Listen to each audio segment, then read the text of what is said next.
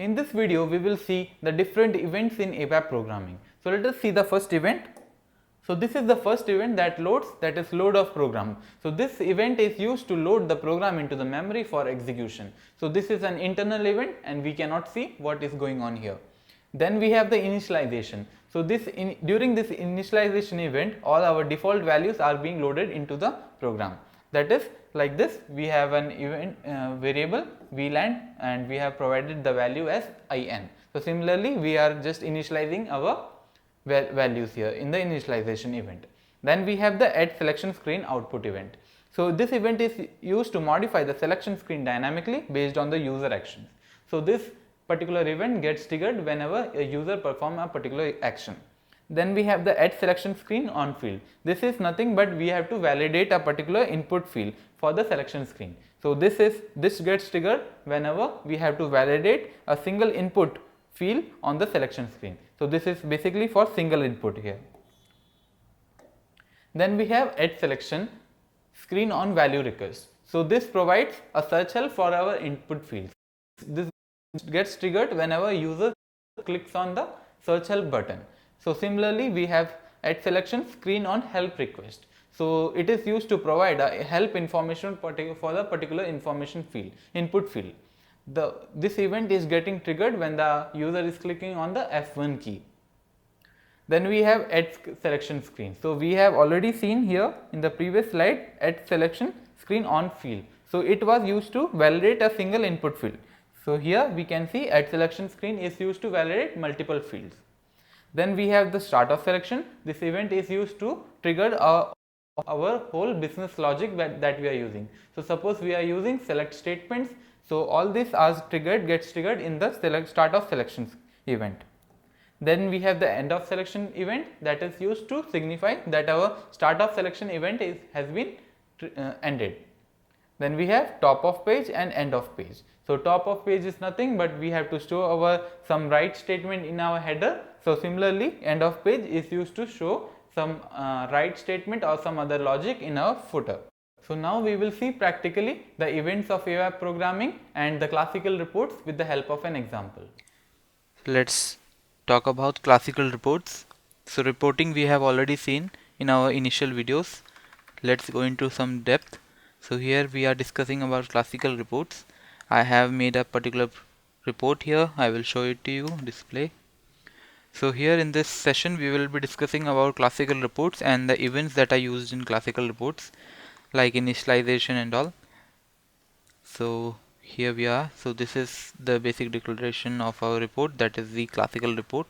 So here we are just writing no standard page heading, line count 34, and in the brackets we have written 3. I will make you understand what is this no standard page heading. So if you don't give top of the page details using top of page event, you will get a short text as heading in the output header, right? To avoid this and to write our own custom headings, we can use this, that is no standard page heading. Now coming to the line count, this one. So this is just for footer detail, meaning that each page contains 30 lines. If we just run our report, so there would be 30 lines. It is by default, but if you want to print a footer detail, then you have to reserve some spaces for them. So here we can see there are 34, in the brackets we have written 3. So that means we are reserving 3 spaces for the footer. So initially it is 30 lines itself, so we are reserving 3 lines for the footer details. So this was about no standard page heading, line count. Now moving on. So this is the type structure that we are maintaining, and we have maintained corner, land1, name1, ORTO01. So this is the structure. Then we have internal table IKNA1, type table of TYKNA1, and work area also we are defining. And then this simple variable that we have defined, which is a type C, and there are 25 is the size of this particular variable. Then similarly we have land1 and fname1. Moving on. Then in the selection screen area we have parameters. Some parameters we are defining. The first parameter is the pland1. It is of the type KNA land1, and similarly pfname, which is of the type RLGRAP, which is a standard structure that is already been defined. It is of the type RLGRAP file name. So if I just double click here, there would be this file name here. So this is of the type that file name, and then we have a checkbox p download. So that is all. This was the basic thing. Now coming to the events in the classical programming. So first we have load of program.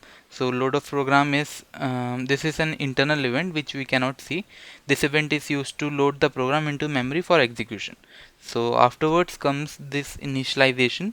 This event is used to initialize the default values to a program variable and selection screen variables.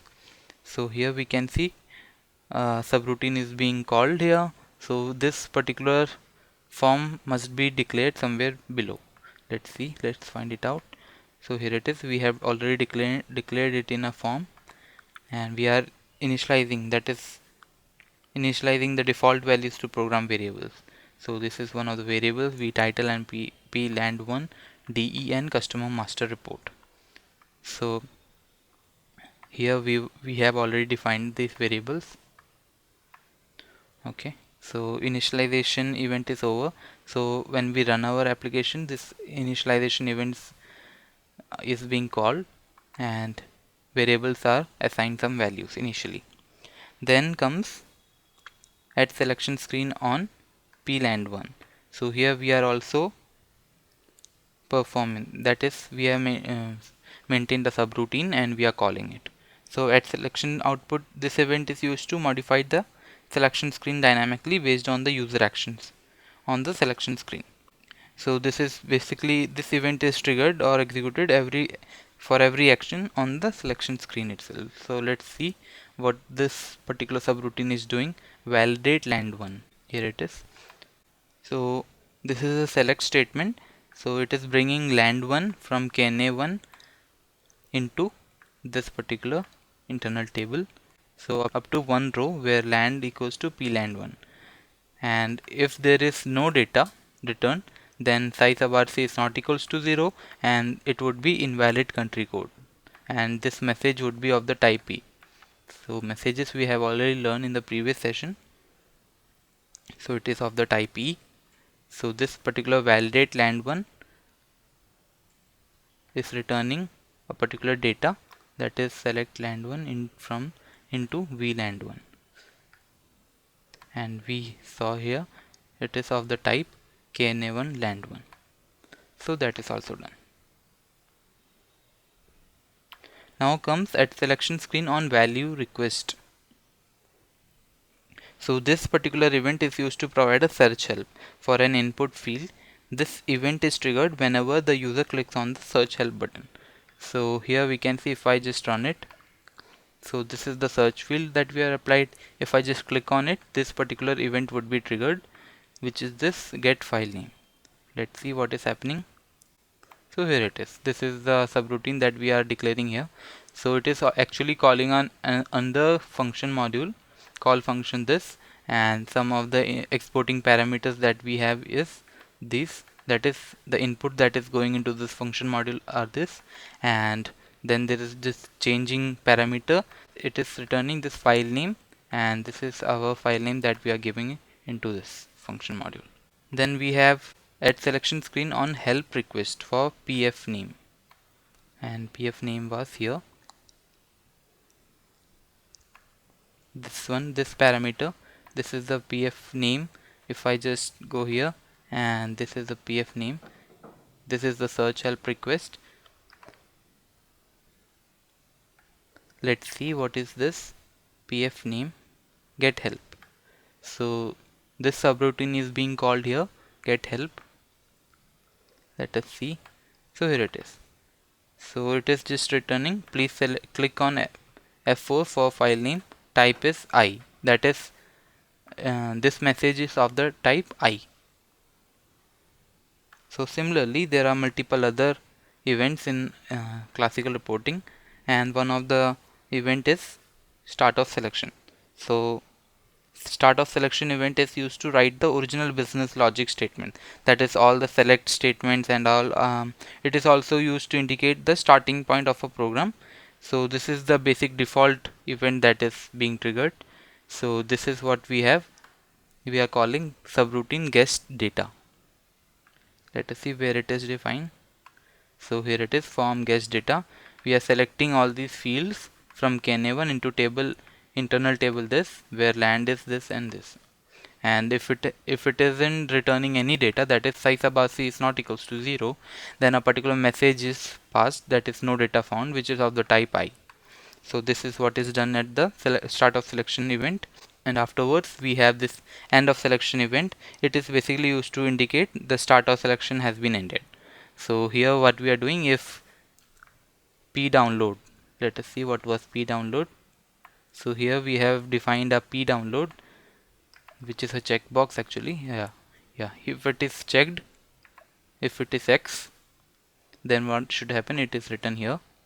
If it is checked, then perform download data, and if it isn't checked, then perform display data. Okay, so even though if it isn't checked, then display data subroutine would be called. If it is checked, then download data would be called, and then display data would be called. So let's see what is there in the download data and display data. So in the download data we have this call function being called here, which is taking exporting parameters and as vf name. Suppose we are selecting a particular, let me just run it here. If I checked it and I try to execute it, data is successfully downloaded, it is saying something, some message is being showed here. So here we can see there is this option, that is we to browse our desktop here. So this is being done, and now if we see download data, so it is taking all these parameters and it is returning an internal table. In the data, all this data would be returned into this internal table, and if the size of RC is 0, then we are getting this message as we just saw, data is successfully downloaded, which is of the type I, that is information. And then once it is done, then this particular subroutine is being called again, and here a loop is being implemented into the internal table, into the work area. So whatever data we have collected here in the tables, on this the loop is being applied and the data is being written into onto the screen. So that is also done, and there are at the end we are using two more events, that is top of the page and end of the page. So as discussed, we are here reserving some space for the footer, that is 3 spaces we have reserved for the footer, and we are making use by showing the footer here on at the end of the page. So we can also see what all data is being called here through the subroutine, display header and display footer. So here it is, form display heading. So we are just writing the line number and SYU line and SYV title, color 5, SYU line. So underline, underline and title. And similarly for the footer, it's also we are displaying underline, underline and I am footer simple message with the color 5. So if we just run it, so different events of classical reports are being called here at different points, or we can say or for different user actions, for different events are being called. For if we suppose we are just clicking on this button here, different event is being called. Similarly if we are clicking on here, similar event is being called. And moreover if we are just clicking and executing this, then a different event is being called. So this was about the classical reports and the events used in classical reports. So here we can see this, the top of page U line was underlined and we have passed the simple message here. Similarly here also this is the footer, this is the 3 spaces that we have reserved for our screen.